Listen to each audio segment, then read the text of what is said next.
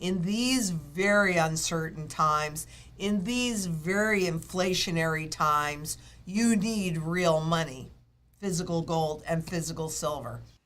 You know, I'm not going to be converting a big chunk of my gold or silver into the new CBDCs. Not going to.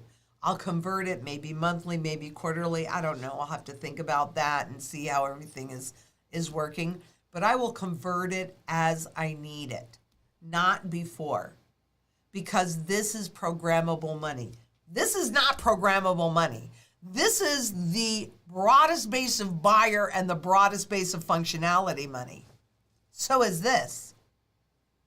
CBDCs will have use in one place. Just like dollars, euros, yen, all these things, they have use in one place. That's it. So when that demand goes away, that's what you're seeing right now. The demand for these dollars going away, well, they go away too. It's the central banks that are driving this bus. But they know that you're going to want to fly to gold. So here's an ETP, which is basically the same thing as an ETF. So it's the contract. And those inflows hit record high because the perception is that you own gold. You don't own gold. You own a piece of paper contract. But you have no access whatsoever to the underlying gold. And these things are designed to imitate or mirror imitate the spot, the manipulated, easily manipulated spot price of gold. I mean, if you're just dead set on getting gold, well, they want you to do it in the way that's easiest for them to control. So the easiest is if it's paper gold. That doesn't mean anything because you don't really have any gold anyway. But the next easiest is bullion, monetary gold.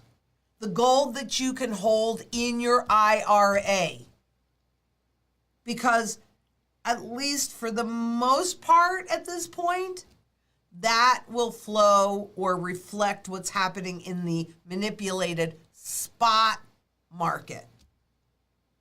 And since most of this kind of gold is held inside of IRA's retirement plans, it's easiest kind of gold, should they choose to do a confiscation, which I don't know whether or not they will. Personally, I think they will, but I could be wrong. I mean, we do have a history of it, and we have seen it happen in other parts of the world, you know, not that long ago, recently even. But maybe they won't.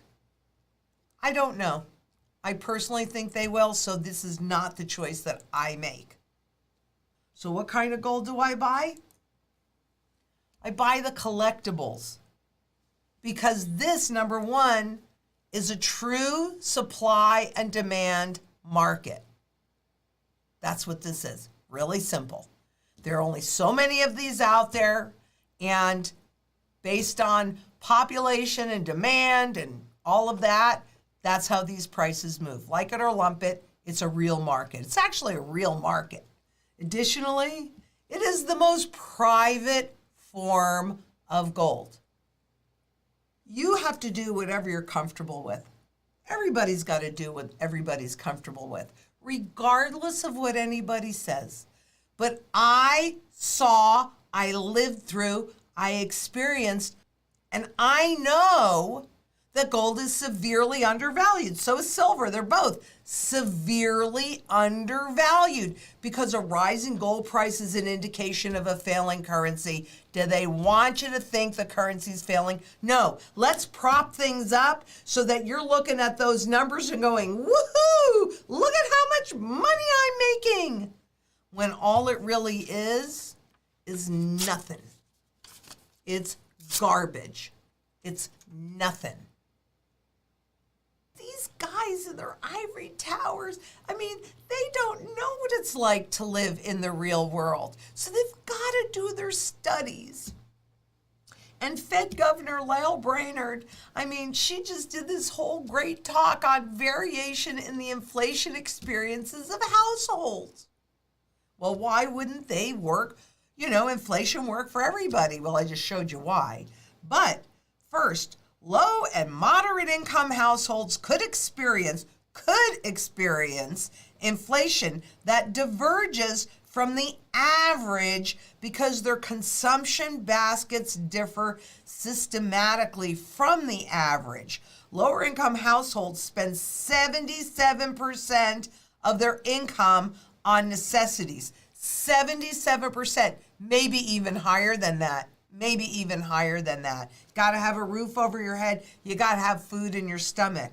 More than double the 31% of income spent by higher income households in these same categories. But of course, what's in the category can vastly be different too. Are you surprised?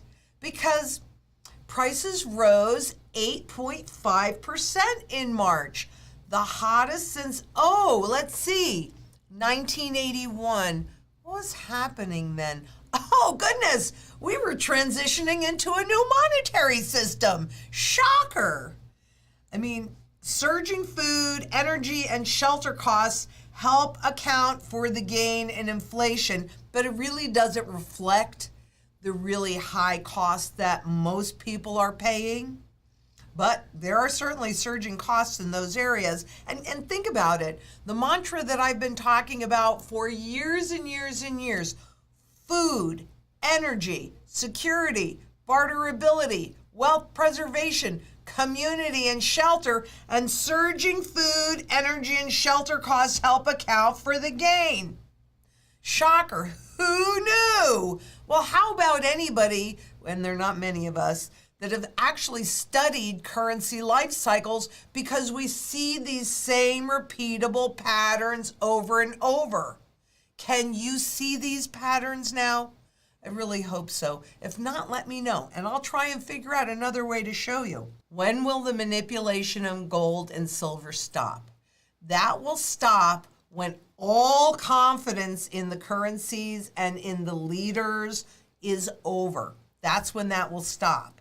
And then when they have to reset the currency, like we've seen in many other countries, Venezuela being one, just because it's the easiest one for me to talk about, they revalue this funny money that has no value, no intrinsic value, used one place in the economy.